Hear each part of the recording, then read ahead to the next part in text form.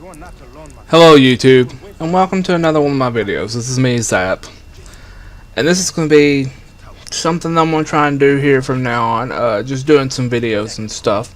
I know it's been a while since I posted, and that is because I sold my PC and built a new one. And that's what this video is really about. It's about my new PC and stuff, and the Far Cry 3 gameplay. Talk a little bit about it and stuff. And before everything gets off, I just want to wish everyone happy holidays or Merry Christmas. And I want to say that my heart goes out to all the people involved in the Newtown shooting. It's such a tragedy, and I hated to hear it. And there's a lot of consequences that will come from that shooting, and not only the tragedy and the heartbreak that the families felt, but also the repercussions of what the government will do. So, that being said, though, I want to talk about the game, Far Cry 3, this was a monster of a game to even get to work. It's kind of like Skyrim was for me, using an AMD video card, even though this game does come with, you know, the AMD, if you buy a new graphics card, you get this Hitman, stuff like that. But I got the 7870 Hawk edition because it's a monster. It overclocks like a beast. You can get up right to a 7950 or close to it. So this game, though, doesn't handle overclocking whatsoever whenever you go into the video card, even if it's just barely even overclocking a little bit. It won't really handle it. I had an overclock going last night. I was at like 1300 on the core and 1450 on the memory, which is a pretty substantial overclock. It's about a 30% increase, something like that.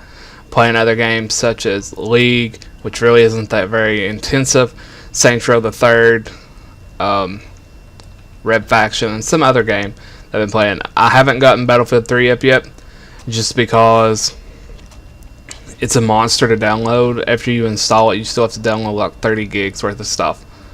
So once that's up, I want to do some benchmarking and stuff like that. So for this game, I'm going to show the settings here later on in the game, but I usually go between 55 and 60 frames per second with the card, and it'll show the settings. There's a lot of high or very high, and there's like one or two mediums, and it's on HDAO, which isn't as high as the other ones. It's not as high as HBAO, but it's not as low as SSAO.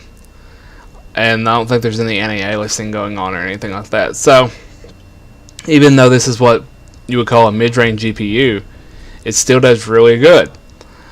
And that's really what I was looking for whenever I built my computer. I was looking for the best price to performance ratio, which is what I got.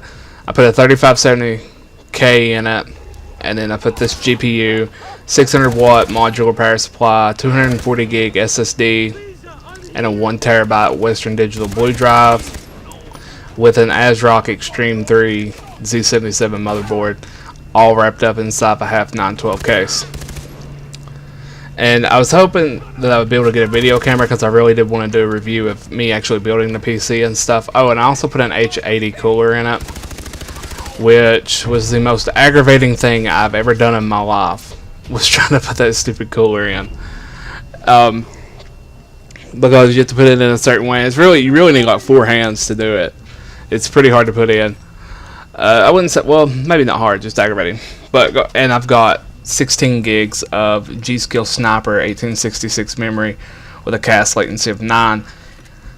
Or that's what I'm supposed to have. I had to RMA them because the system would not boot or post at the default clock settings of it. And then once you tried to play a game or something, even if it was like only at 1600 megahertz, you would get a B-SOD. And B-SODs are not good, especially when you just built the computer.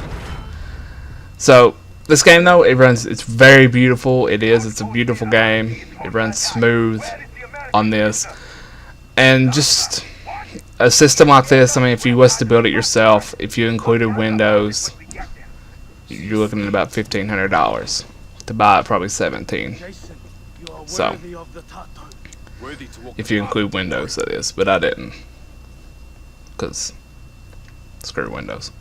That's what I think about it. But I've got a nice overclock on the CPU, though. The highest I could get without getting stupid crazy temperatures or causing more B-SODs was 4.2. other chips you can get it higher. I think it's just my chip. 4.2 is a nice overclock though. It's in, what's this rated at? 3.4. So it's a 0.8 gigahertz. It's a lot on all 4 cores. And really nice temperature, staying around 50 degrees with the H80. And that's not even on with the fans going full blast. They're on the lowest that they'll go. And I wanted a really nice overclocking system, but at the same time staying cool and quiet. And this system is just, so far I really dig it. The 240 gig SSD probably wasn't needed. You know, it's optional. I could have dropped the extra $200 into, say, like an i7 and then got, you know, a 670 with the $200 I spent on the SSD. But I went for more of a well-balanced system. I like having an SSD. Things load faster, boots faster. It's arguable. Some people say, oh no, you got to put all the money in the CPU and the GPU, but I like to have a more well-balanced PC whenever I play. So the settings are going to come up. I don't know why. I'm just looking at through this stuff. But as you can see, that it ran very smoothly even in the firefights, and I tried being sneaky, but it didn't work. I'm not very sneak-tacular. So like I said though, it was a monster of a game. To even get to work, I tried so much with different overclockings and stuff on the 7870, and it just wouldn't handle it.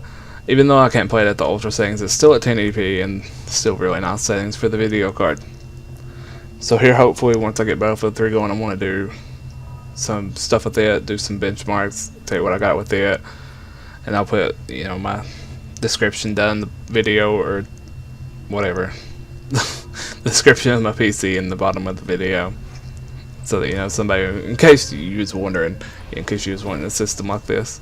So this is one of the systems, like I said, that's well balanced, so it's not one part won't bottleneck the other parts. You know, it'd be like if I put like an i3 and a 680 together, the 680's going, or the i3 will bottleneck the 680, or, you know, put a 1000-watt power supply in this when I didn't need it. So I thank you for watching the video. Look for more stuff though. I'm going to try and do more PC oriented, like benchmarks and stuff like that. Maybe some tutorials, you never know. And also I'm going to try and get some more Black Ops 2 gameplay to put up on my channel, along with some Battlefield 3 and some more Far Cry 3 and all sorts of 3s. Anywho, thanks for watching. Have a good day. Peace out.